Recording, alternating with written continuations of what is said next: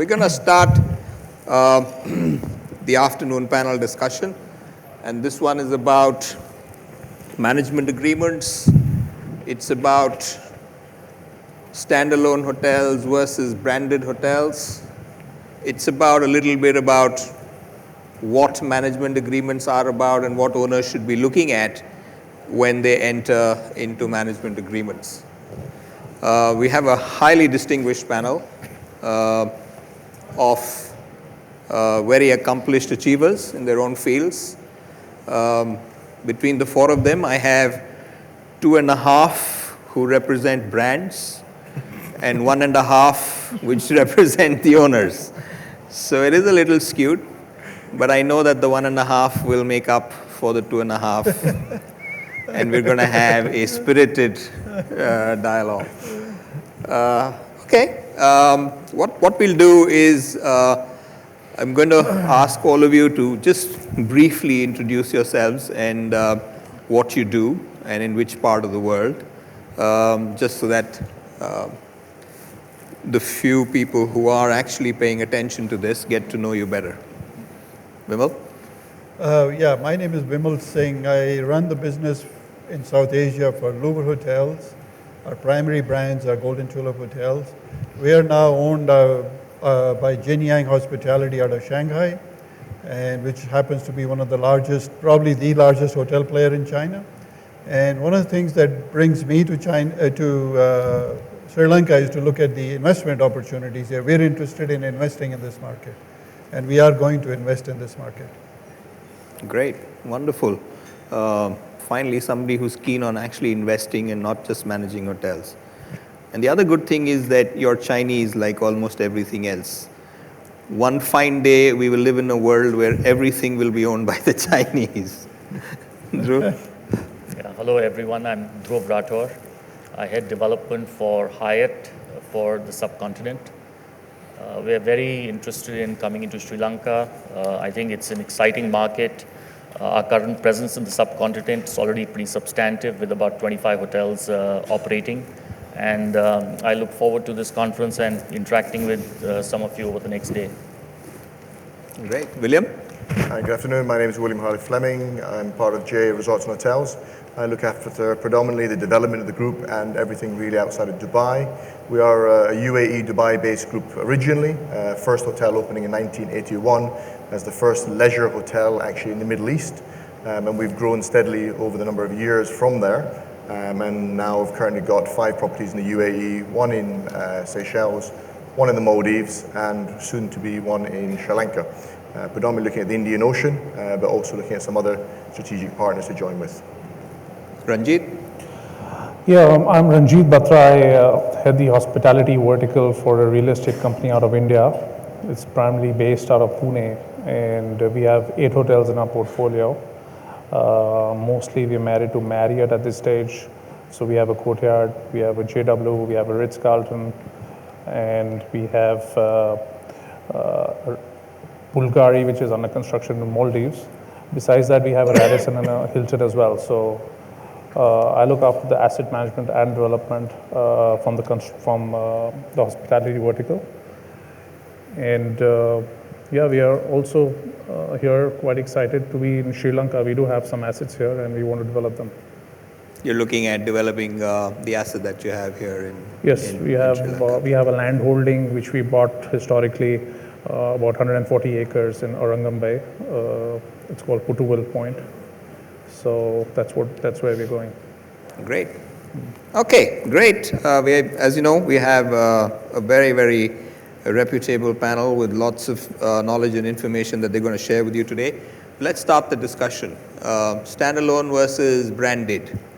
What's the difference and what would you recommend? I'm going to start with you, William. Very good question. We currently have, we're obviously JA Resorts and Hotels, so we are a smaller branded property.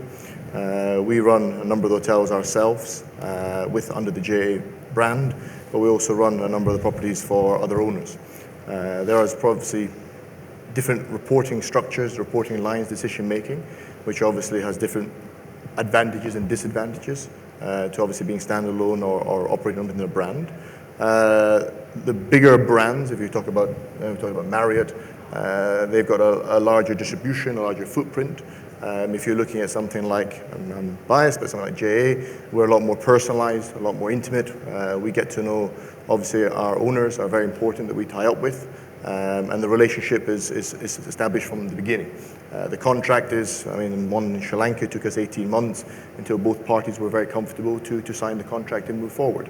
That 18 months has been a very valuable 18 months because it connects you very well.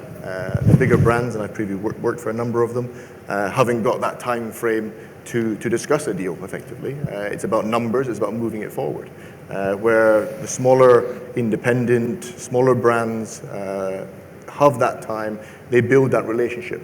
And that trust and confidence is there, which then strengthens the relationship moving forward.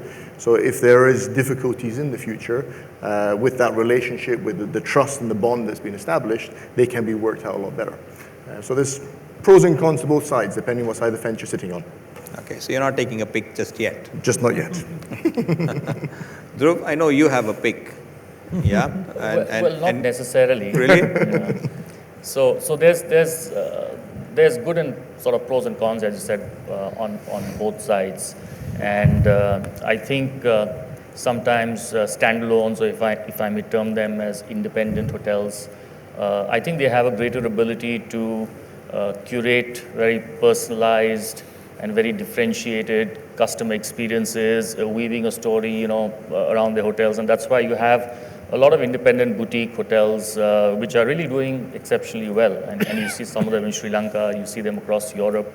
But I think where really the big brands come into play and are really advantageous is after a certain size of hotel, you really need distribution. I think that is extremely critical for that hotel to be successful. And there, I think it's probably better served to tie up with a brand which brings you the distribution, the network, the sales thrust, and all that goes to filling up the hotel. Often owners tell me that brands that probably increases expenses, but I think once an owner has taken the plunge and decided to invest in a hotel, let's assume, let's say 150 room or 200 room hotel, I think the cost structures will be there. And getting a brand in that scenario really, I think, may even reduce costs because, and here I'm comparing costs versus what the brand gets you in terms of global distribution. I mean, if that owner were to set up sales offices across the globe, or even in the key gateway markets, those efficiencies will not kick in. And there, I think a brand has a lot to offer.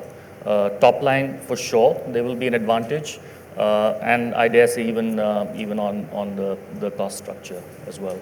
Interesting. Vimal, you've been a management company man for most parts of my life that I remember. You could have been doing different things earlier, but do you tend to agree? Well, I think the brands have relevance, I think, in the growing economy. But I think when you look at it, obviously the internet space or the web space is changing a lot of that for all of us as well. And I think where brands are evolving as well. Brands are going into a softer branding approach, which we see from the Marriotts to the Hiltons, the Hilton Curios to Marriott Autograph. And I think you'll continue to see that. And I think you'll see Airbnb stepping into the hotel space, which already are.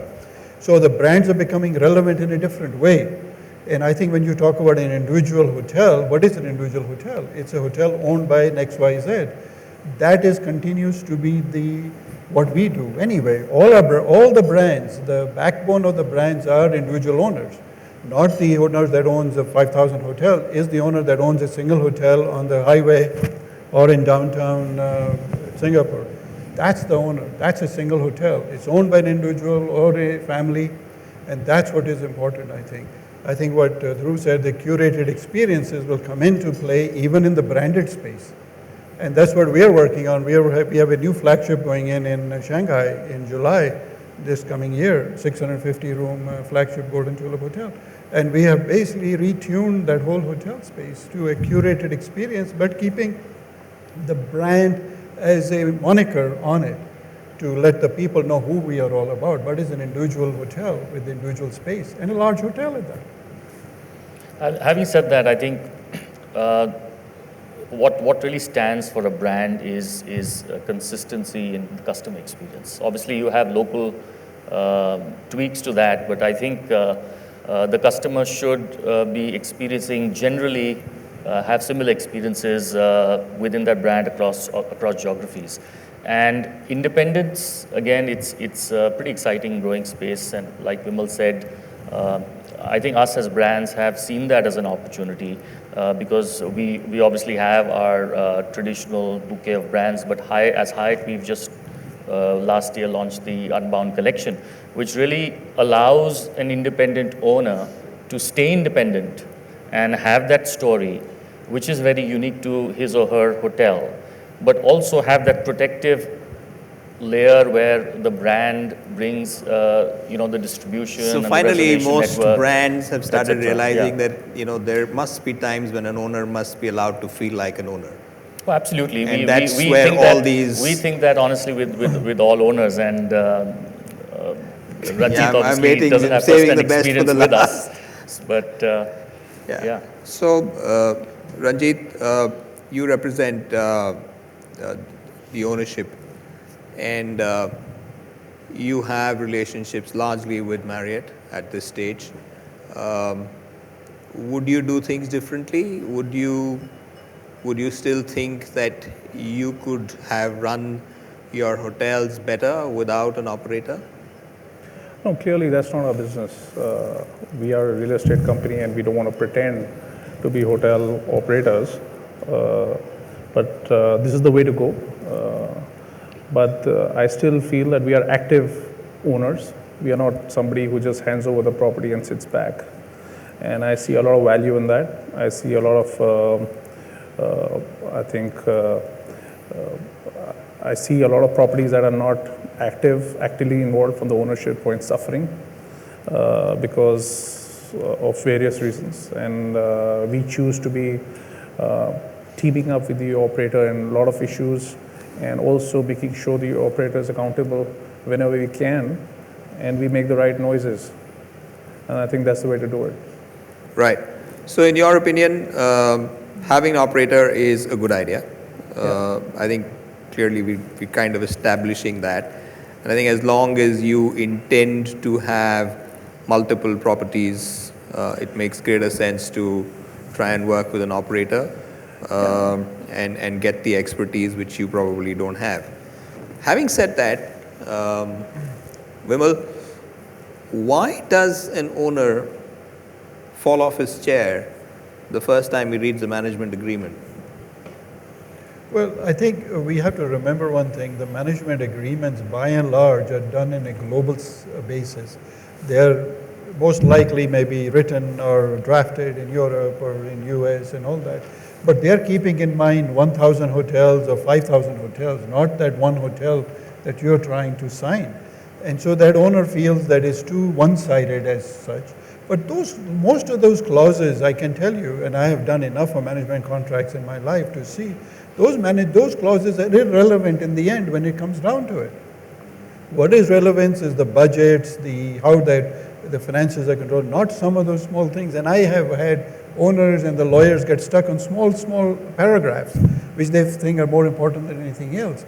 So the management contract, they react to maybe the volume of the management contract. I don't know, but that's how they say it. It could be a two-pager in a sense as well, but it doesn't tend to be because you're going through cross jurisdictions. The company is based in Paris, but the hotel is in India or in Colombo. So there's got to be some give and take about that as well. So that's why I think owners kind of react to that. But by and large, when you sit down, go through them, it takes time, the education process.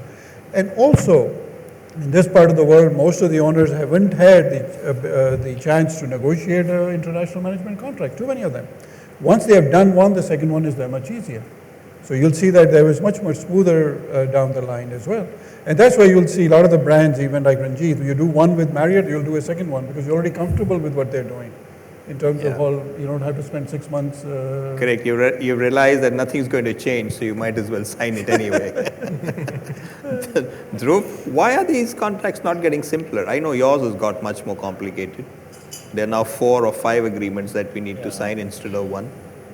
Yeah, I totally agree with you. I think there is scope of making these documents say the same thing but in a simpler manner.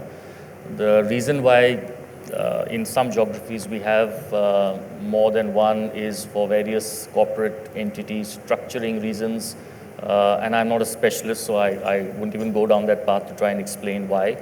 But interestingly, we are actually working on simplifying a lot of these our agreements, and there certainly is a case for it.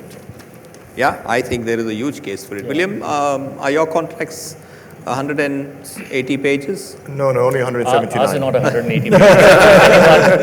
Well, he's a drawing an inference there. It's If I add all the four through, there will Yeah, be. not all four of them together. No, I mean, I think I fully agree. The management contracts are very complex and very detailed. I think a lot of it involves the lawyers. I think lawyers like to make sure that every eventuality is effectively covered in the agreements. They can be a lot simpler. We've simplified our one, I've got to say, over the last couple of years. We've really scaled that back. And I think that's more with discussing with the potential owner and building that relationship and that trust. I think that's key. I think if you've aligned your visions, yes, you need to have that agreement. Effectively, a good management contract, and many guys, I'm sure here, you'll sign it and it sits in the drawer. Ideally, you'll never see that contract again if you've really built the trust, that relationship. True. So I think with a lot of the hotels in general, and it's not a particular hotel group, are quite quick to sign more deals. Because a lot of the development guys are on commissions or incentives, they want to get as many over the line effectively. So it's more of a process driven. Where I think with more sort of smaller groups, boutique groups, even independents that are sort of growing, I think to build that relationship and build the trust and the vision and make sure that they're aligned. And there's been a number of opportunities we've had as JA where we've actually walked away from it. It's been a fairly good deal. But the vision is different. If the owner is saying, no, I want to do this and that, we've got to achieve this, and you know it's not going to be done, there's no point getting to bed in the first place. Then that agreement then is very important because you know whether it's going to be the 10-year renewal or the 15-year renewal or whatever it is, that it's going to come up and there's going to be issues. Where I think if at the beginning you've really aligned that vision, built that trust, the agreement is a lot shorter, and I think ours is about 70 pages, to be honest. It's not, and that's all the agreements together. Ranjit, with your experience of signing management contracts, do you think there's a case for these to become simpler than they are today? Actually, we've signed a lot of management agreements, and my take on this is a little different. I don't really want simple contracts. We would prefer to have transparent contracts, which means everything is told to you upfront. So you get in with your eyes open, which unfortunately is not the case. And only when you start operating the hotel, you find out all the hidden charges. I don't know what Hyatt, I mean, we've not signed Hyatt, but it's a big issue for us. I think it's a big issue for countries like Sri Lanka and India. And the reason I say this is I was doing a simple mathematic calculation. The hidden charges are actually more than the fees. If you just break them down line by line, we have 172 hidden charges in our P&L that hit us. And I've got the list, so we can, if anyone wants to see that. So there's no point negotiating 0.5% on this and that with the operator. We need to know what is the, now I do understand Dhruva's point that if you were to run the hotel yourself, you would have these charges too, which is fine, there's an argument there. But considering we are operating in an environment of $100 and $150, and there is a hidden charge that comes from whether it's from Washington or Hong Kong, it's a minuscule amount if the hotel is charging $500-600, let's say in Hong Kong or Singapore or Maldives. But if you're operating in a $100 market, these hidden charges kind of pop up and stare at you every month. As a percentage. A percentage, it's 8% on hidden charges, 8% on fees, 4% on FF&E. And in India, we have property tax and insurances. Before you even start business, you're 20% down on top line. So this is a big issue for owners. Right. Okay. Well, a lot of these charges also tend to be because of the taxations in a lot of these different countries. Because certain fees can be exported out without taxation, so they tend to break it up because there's lesser tax involved in a certain export of a remittance of a certain fees. In our case, we have actually trying to move towards a flat number which includes everything into a basket so that the bill comes to me as a joint venture partner and I then bifurcate and pay the payments to the parent company in Paris, but the owner is paying one lump sum to us and I then bifurcate the payments further Yeah. down. I mean, I think the point that Ranjit is probably trying to make is that all of us tend to focus on the sort of macro picture when we're signing management agreements, which is the base fee and the incentive fee, and we struggle on that, and we think that we've signed a fantastic deal if we've managed to get a percentage or half a percentage off on any one of these. But what the point he's trying to make is that there are a lot of other charges which do not appear to be on a management contract as transparent as they perhaps need to be for an owner who doesn't necessarily understand the long-term implications of that, and then gets into it once he's signed the agreement as a fait accompli of payments that he needs to make. These would be marketing, these would be training, these would be expat, these would be travel, reimbursements, etc., and he says he's got 172 line items, so I'm out of my breath in just 4 or 5, so imagine what it would be if I was to talk about 172. Yeah, but I'm not sure if that's the experience, as a brand or anything across the board as well. And I think we as brands, of course there are fees, there are reimbursements we need because we got to make money as well. But in the same token, a lot of owners tend to only fixate themselves on those fees rather than the business, rather than where the brand or the operator is going to take the business. They spend a lot of time discussing, okay, 1%, 0.5% or 2%, but not the fact that they're going to be making 92% or 94%, or whatever we bring to the table. Let's focus on that. And that's where you get the alignment of interest rather than, okay, they have charged 100. I don't know what those charges are. I would be surprised at it, but obviously Ranjit is saying, and they would be in those contracts, but ours is not like that, guys. And I tend to agree with Ranjit that if you have hidden charges there, I would feel, going into a hotel, and there used to be, in the old days, resort charges. You end up in a resort, they would show up $25 a night resort charge. I don't know what the hell they were for. And we all do that. I remember, I wouldn't say that for Hyatt. I stayed in a Hyatt in Kansas City a long time back. And the telephone in the room was not working. You could not dial out using those calling cards. You had to go down to the lobby and use the call. My telephone bill for 2 nights was more than the hotel stay. Yeah. I remember writing to Hyatt. In the good old days, that used to be a huge revenue center, telephone. It was amazing. Hidden charges is one thing, that's fine. As long as there's full disclosure on it, we sign with it with eyes open, it's fine. But I think in the whole process of negotiating a contract, there are fundamental differences between the interest between the operator and the owner.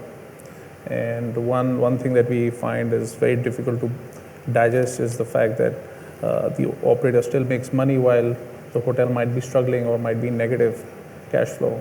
So these are not aligned. The interests are not aligned, and these are the things fundamentally people need to address. And we are talking to a few new operators, which are guaranteeing interest return to owner on ROI after 10% return, and then their fees triggers. So I think these are new initiatives that operators might want to look at in the long run.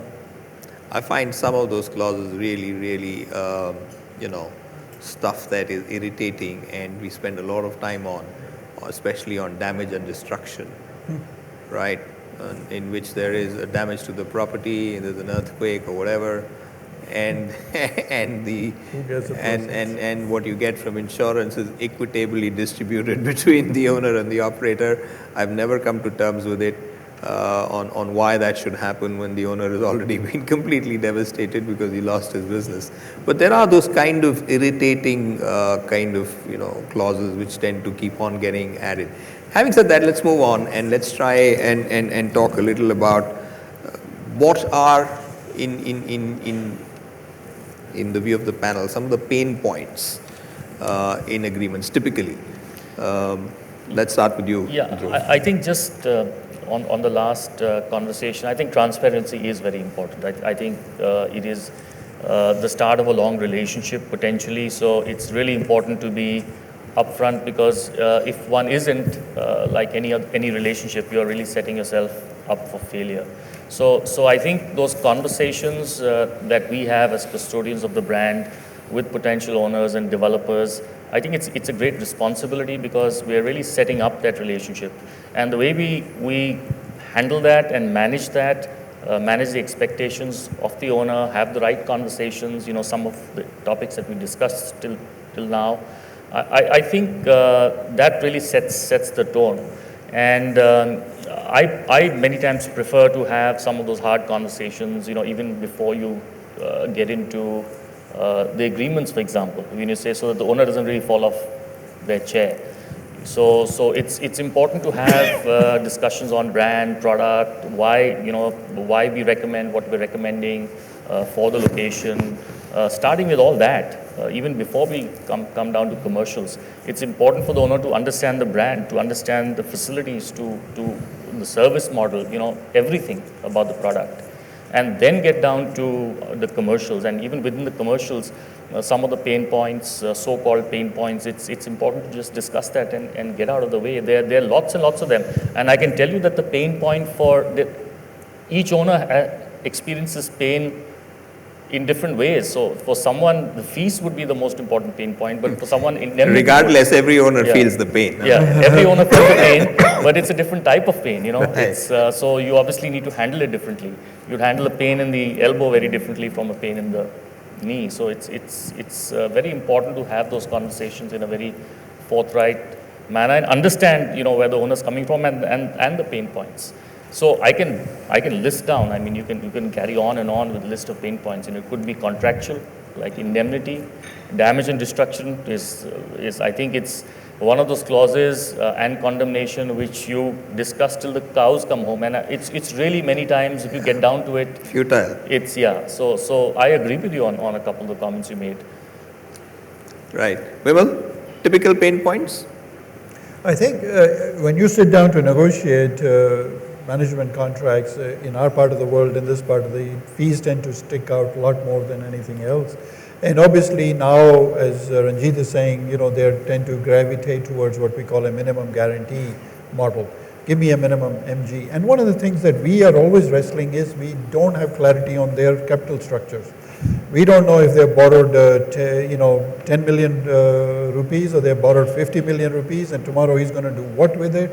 So the only way, if I agree, is got to be, okay, here's the capital structure I agree to. If you change it, not my business, I'm going to really do that. And we have subordinated fees, certain fees to the capital payment to the bank. Because in the end, if the brand is out there and the hotel is not doing well, the banker is going to relate it to the bank, to you as a brand, because they are not doing well, not to the owner so much. So it's that much more important for us to make sure that the bank payments go on time.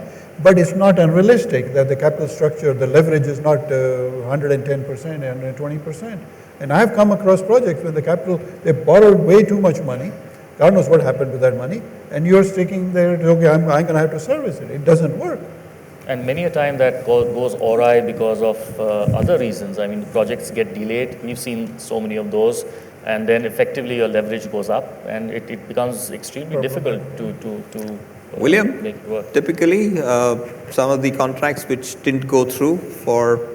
Typically, in general, from our perspective, we don't go to the contract stage generally and get the payment. A lot of it is discussed up front. We have a MOU which highlights all the charges effectively. And we even negotiate on an individual basis depending on what that property and that owner's needs are and the vision of that property. We look at sliding scale on the top and on the bottom if the owners require that also, so that if the property isn't delivering to the expectations, then we take less also. So we do feel part of that pain, which is important. And I think that's that relationship with the owner, understanding that yes, the operator is going to push to maximize his returns. At the same time, he's pushing for me because it's a joint vision effectively. The goal, the target is the same. So fortunately, touch wood, we've not got to a stage where we've got to a management contract and not signed it. Everything pain-wise has been done before that. And as I said, I think we're slightly a different boat, and we have a lot more benefits because we do take our time. We're looking at 1-2 properties a year. We're not looking at 10 properties a year. As a group, we're very adamant on the standard and the service delivery with our properties. We have an underlying principle which is called heartfelt hospitality. It's about the people in the property. It's about the ambience that you get, making sure the property is culturally in keeping with the environment, which again is what the owners generally want to do. So there's a lot of things that is discussed, a lot of topics that do come up. And I think because that happens and because we have the time and the liberty of doing that obviously then makes it easier. Some owners obviously want to do it a lot quicker. Maybe don't have that time frame. But I think to take time at the beginning and really go through that steps and not rush to a management agreement obviously is very important. There's obviously a lot of operators out there looking to sign agreements. But I think at the end of the day, if it's meant to be, it's meant to be. And I think that trust and that relationship for us is paramount because as a group, Dutco is our parent company, which is a Dubai-based group, around since 1947. And as my chairman always tells me, we've not broken one relationship since 1947. I mean, Dutco has built Sheikh Zayed Road, Dubai Mall, Jebel Ali Free Zone. We're involved in some of the big landmark projects around the world, including some projects in Sri Lanka. And we haven't broken a relationship. And that for my owners and chairman is number one over anything else. It's about reputation, relationship, and trust. And that takes time to build. You can't build that overnight. It's like a relationship. You get a new partner, you've got to smooth her, you've got to develop that trust and that confidence before you get married. And the management contract is effectively a marriage. And that's how we see it. Ranjit, very capital intensive hotels. Owner brings in all the capital, takes all the risk. You can't get rid of a management, operator easily. The owner's returns are not priority in most cases. So pain points that you have faced. I think I've got a big list of pain points. I'll just make it very concise. You've had some interesting experiences, huh? And I think sometimes I'm called on the panel to actually talk about the pain points. So I do my role. You've created a nice nation being invited to all these panels. I'm happy to do my role. But if I had to pick one or two pain points, and I'll actually like to take it from the conversation that we are having about going forward once we are in business. I think one thing that we feel as owners is that our interests should be aligned. From that, I feel that sometimes brands are more keen on increasing their brand value, and they might sacrifice one or two hotels in the process. It really doesn't matter. Whereas the owners are more driven by the GOP of their particular hotel from that perspective. And you have that non-compete clause where, acquisition and mergers are again exempted. So just to answer that question, if you have a hotel which is not performing as per the pro forma, I personally feel that brand should not be allowed to make another hotel. And I think that's a fair call. And considering that we've given a great product, and if the market conditions don't allow, I think the brand should not make another hotel just next to you, and just because they have to grow.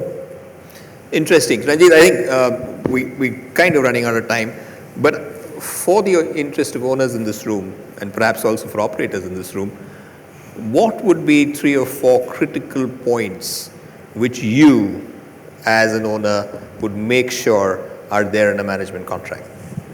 I think going with our experience, we have a few bad contracts, and now when I look at it, when we sit at our monthly meetings, one of the most important points which we'll never compromise, and I'll never recommend anyone to compromise, you guys are going to kill me, but is to have the control over revenue account. That would be the single most control important. Over the revenue account.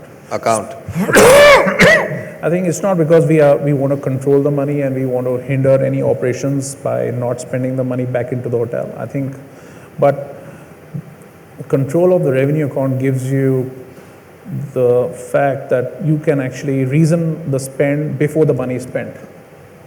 I think that's a single thing. You're not doing post-mortem. Exactly. So you're not just bystanders to all the expenses being made.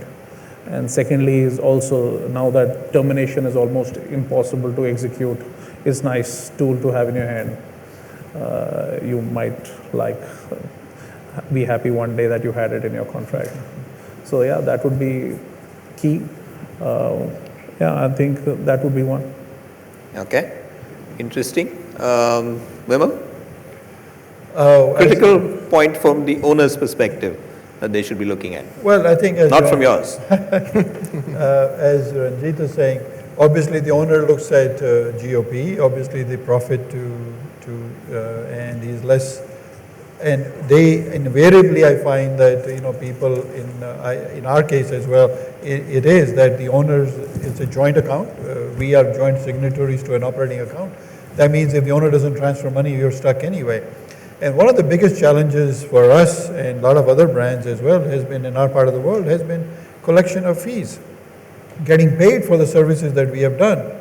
And the market, a lot of times we are And that's the sole purpose that operators want to control the revenue account. Yeah, because they won't get paid. If you don't get paid, how do you do so? And also, we don't control the market. The market is controlled by a lot of external circumstances. It could be terrorism, it could be financial events happening in Europe or Brexit or something, and we are stuck. Now, as Ranjit said, we have to either figure out a way to either reduce our fees for that period and then get paid in the back end. We have done that in cases. But what happens is if you have arrears of your back payments, and that's a big challenge for us in this part. And that's why, as a operator, you start to get some control over the cash flow. So at least you're able to, if we GOP is a certain level, I should be allowed to take the money out. And that's what we insist on, because it's very difficult otherwise to get paid. Sure. Dhruv, your contracts are much tougher, and you will take your payment and sign your check, whether the GOP is met or not met. Yeah, I mean, contractually, I mean, in the real world, I think we are facing similar issues, and I think from a contractual point of view, yes, it's important for an owner to align their objectives with the operator's objectives. From an operator's perspective, it's important for us to be able to manage the hotel, because at the end of the day, it's your name on the building, and there is a certain expectation that a customer has when the customer enters a Hyatt Regency or a Hyatt place, and therefore you need to be able to deliver that experience. I think the philosophy we adopt is we engage with our owners very frequently, and I think more than contractually, it's supposed to be once a month, and we don't need to really get into detailed conversations more often than that. But that doesn't happen, and for us, owner relationships are extremely important, and it's our ability to really meet the owners' expectations, resonate with owners, that really gives us the ability to grow, because at the end of the day, we're a management company and we're not real estate investors. So owners are an extremely important stakeholder for us, and we treat them like that.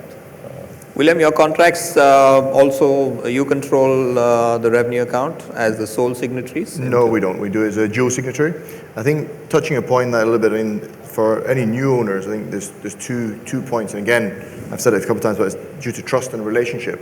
I think in any management contract, the owner will, yes, deal with the operator on a monthly basis, quarterly basis, annual basis, but they will deal with the general manager and the financial controller of that property on a more regular basis, depending on the extent that the owner gets involved in the property. And I think the appointment of those two key positions shouldn't just be the operator's decision. Some operators do it as their decision, and the owner has to live with it. I think the owner needs to have the opportunity to interview and assess those candidates too, because again, they will effectively trust those individuals to run that business on, obviously the operator, but they would run that on behalf of the operator, and they need to trust that they're doing that in their best interests.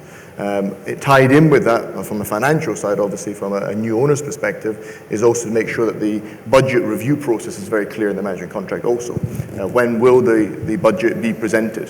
What time of the year? What is the financial year? Effectively also would be around that. And then what happens if that can be agreed? Who or how does it move forward effectively? Because that's effectively what sets the benchmark for the following year. If the owner doesn't have a process for the budget chance to review it, then he feels cheated and not part of that process. Sure. So I think there's a fine balance between the owner being actively involved in the property on a daily basis. That's why we have a general manager and a financial controller, and that's what operators effectively put in. But I think for the owner to have a say over who those individuals are and ensuring there is that financial review process as well as the dual signatories, that gives the owner a lot of comfort around that his asset is being looked after in his best interests. Right. Ranjit, the final word to you.